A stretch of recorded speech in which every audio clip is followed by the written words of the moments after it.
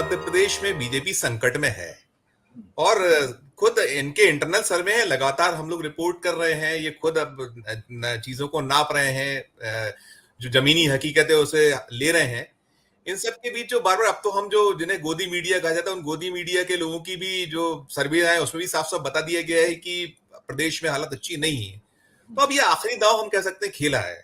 कहीं ना कहीं जो ओवरऑल 7 सिटिंग सांसद मध्य प्रदेश में, 3 केंद्रीय मंत्री, आपने जो कहा कि नरेंद्र सिंह तोमर है, फग्गन सिंह कुलस्ते हैं और प्रहलाद पटेल है, ये तीनों के तीनों आज मंच पे थे। आज प्रधानमंत्री भोपाल में थे, आज सुबह उनका आज मध्य प्रदेश का भोपाल का दौरा था और वो पिछले 6 महीनों में 7वीं बार आए हैं। तो आपने जो ओपनिंग रिमार्क में कहा कि किस कदर गंभीरता से चुनाव लड़ रही है, गंभीरता अकेली नहीं है आशुतोष जी, चिंता है कहीं ना कहीं। यहाँ मध्य प्रदेश का जो बीजेपी का जो नेतृत्व है, आप देखिए कि पिछले काफी समय से 7 बार तो प्रत्यक्ष तौर पे आए हैं प्रधानमंत्री 6 महीने में, और अपरोक्ष रूप से या वर्चुअली तो वो लगातार आ रहे हैं। बहुत छोटे छोटे कार्यक्रम हम पिछले अगर साल भर का उनका उठाएं, 6 महीने के पहले वो रानी कमलापति का और वो जो सारा यशोगान होता है, जो मैं और मैं पर निर्भर पूरा केंद्रित होता है, वही कुछ चल रहा है। आज भी जब यहाँ भोपाल में थे, ये शाम को चौंकाने वाला बिल्कुल रहा कि जब ये लिस्ट आई तो हमें भी लगा कि हमें उम्मीद नहीं थी कि इतने लोगों को एक साथ 7 लोगों को उतारा जाएगा। मध्य प्रदेश में 2019 में 29 में से 28 सीटें जीती थी बीजेपी ने, और 28 में ये ऐसे लोग हैं कि जो ऐसा उम्मीद कर रहे थे कि पुनः इनको उतारा जाएगा। तो एक तो ये चीज हुई कि ये विस्मित करती है, और एक दो चीजें हैं जिसमें आज 39 का जो दूसरी खेप है उसमें 6 महिलाओं को टिकट दिया गया, 6 महिलाएं और 14 SC ST के लोग हैं जो जिसको फोकस्ड हो रहा है। यहाँ उमा भारती की मुसीबत बनी हुई है, जो तमाम मुसीबतें वो तो है ही, वो उन्होंने आज भी सुबह पुनः वो एक ट्वीट किया था और ट्वीट करके संजीव जी, ये जो नरेंद्र सिंह तोमर का चुनाव में उतरना, ये मुझे लगता है ये काफी सिग्निफिकेंट, कैबिनेट मिनिस्टर भी है और एक जमाने में मुख्यमंत्री पद के दावेदार भी हैं। तो क्या शिवराज सिंह चौहान पर भरोसा भारतीय जनता पार्टी को कम है, जिसकी वजह से नरेंद्र सिंह तोमर को उतार दिया गया कि वो भी मेहनत करेंगे और हो सकता है कि वो एक डार्क हॉर्स बन के उभरे? नहीं, निश्चित तौर पे देखिए, आप देखें, शिवराज सिंह चौहान काफी समय से साइड लाइन है। अकेले शिवराज सिंह चौहान नहीं, पूरी मध्य प्रदेश की जो बीजेपी है, किसी की कोई हैसियत बची नहीं है।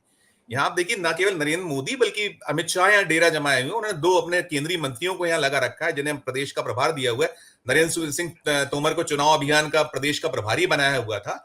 इन सब के बीच ये दर्शाता है, और इनमें जितने जो लीडर हैं, इनमें ना केवल नरेंद्र सिंह तोमर का नाम बहुत बार चला है। अभी जब बीच में चला था कि शायद अगर ओबीसी चेहरा पुनः दिया जाता है तो प्रहलाद पटेल भी मध्य प्रदेश के मुख्यमंत्री हो सकते हैं, वो भी अपना दावा जतलाते रहे हैं, फग्गन सिंह कुलस्ते। तो इसमें जो 7 में से जो नेता है, उसके साथ साथ एक चीज और है, आज की सूची में कैलाश विजयवर्गीय भी है, उनको भी इंदौर 1 से टिकट दे दिया गया है, वो भी मध्य प्रदेश के मुख्यमंत्री पद के दावेदारों में शुमार है। तो ओवरऑल नजर आता है कि शिवराज सिंह चौहान का जो दौर था, जो 3 मुख्यमंत्री काल और चौथा जो उन्हें सिंधिया की कृपा से यहाँ मिल गया चौथा टर्म, तो शायद अब उनका यहाँ मध्य प्रदेश में दाना पानी लगभग उठने जैसी स्थिति है।